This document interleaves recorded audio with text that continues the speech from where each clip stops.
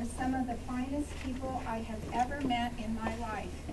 Their dedication, if I told you the story, you would all be sitting on the floor crying, because what they have done is nothing less than a miracle. As you can see here, we have some of the finest people in our whole city, the UPS employees. And they are our largest employer. But they came to us a few years ago and said, we want to work in this school district. And so the first project that we gave them, I thought that was like, you know, just an unbelievable thing they did. And they went in and they reconstructed and remodeled the girls' restroom at the high school. And then they went around and did all these other projects. Well, Dr. Lange, about 7 years ago, said to me that in a place that he worked before, they had a clothing pantry. And could we start thinking about how that could happen? And this provided such needs to the community that he thought this would be good here. Well, we didn't have a place to put it. And we did it on a very limited basis and worked real hard at it. And when the school district got this building and it went down in the jail, I thought, boy, if we could take this jail apart, because nobody wanted it. It was very creepy. Now, UPS, the guys at UPS, when I brought them through, now always before they never said, when we'd say, well, how about we do this? And we'd say, well, okay, we're going to do this, and they'd get everybody together and they'd go do it. So when I brought them through here, I was watching their faces, because this was a phenomenal project. And nobody blinked.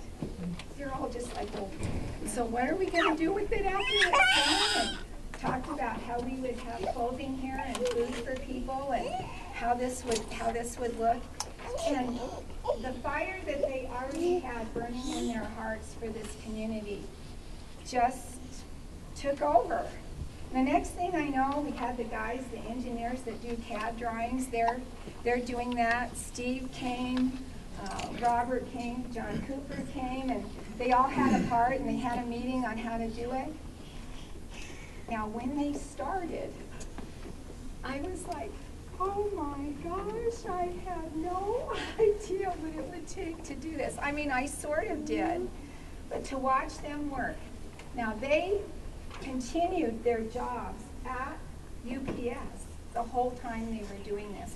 And in fact, I can't remember how far away those folks that you brought, the guys that do the finishing, they came from all the way across the United States and drove straight through to do finish work.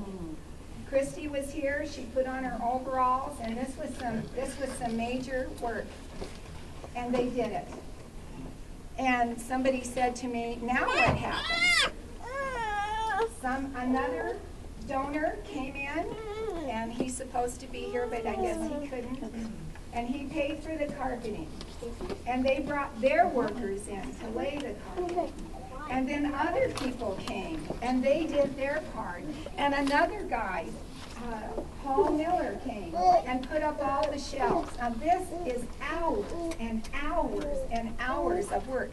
These guys were sweating, and this was incredible work.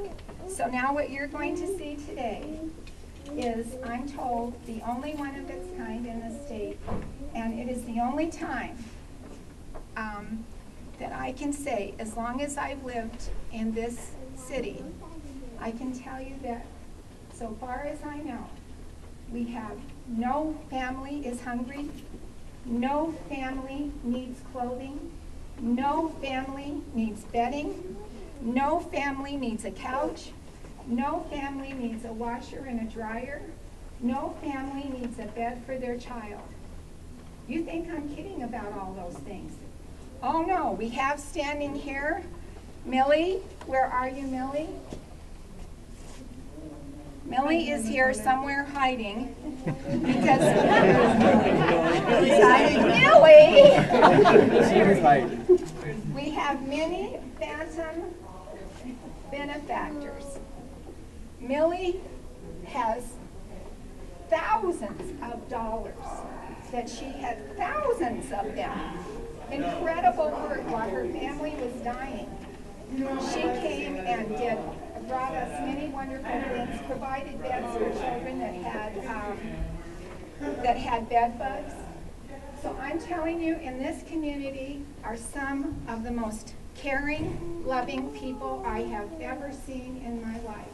This is a testament to them, and I am so happy that you came to see who they are, because you need to know who they are. And when you come into this place, you're going to be really surprised.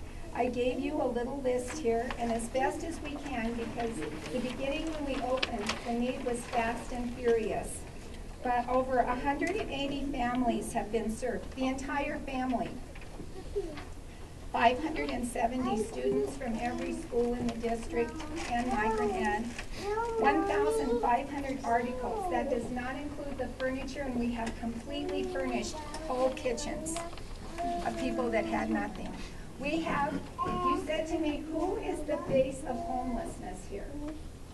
If I showed you their pictures, one would be a beautiful girl that is in 9th grade, that is making straight A's, who has been homeless all winter, but we have kept their family fed and going. She is a straight A student, and her friends do not know she is homeless, and she was just placed last week in a permanent home.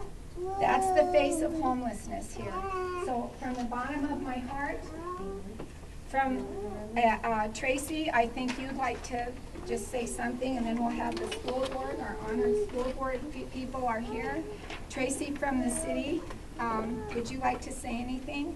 I just want to thank everybody for being here and for all the work and the hours and everything that everyone has done to make this project complete. All of the volunteers, UPS, Reba, everyone from the school district. I just want to say thank you to everyone for what you've done here. It's truly going to make a difference in the lives of our homeless and our citizens that are in need of help. So I just want to say thank you. Before we have UPS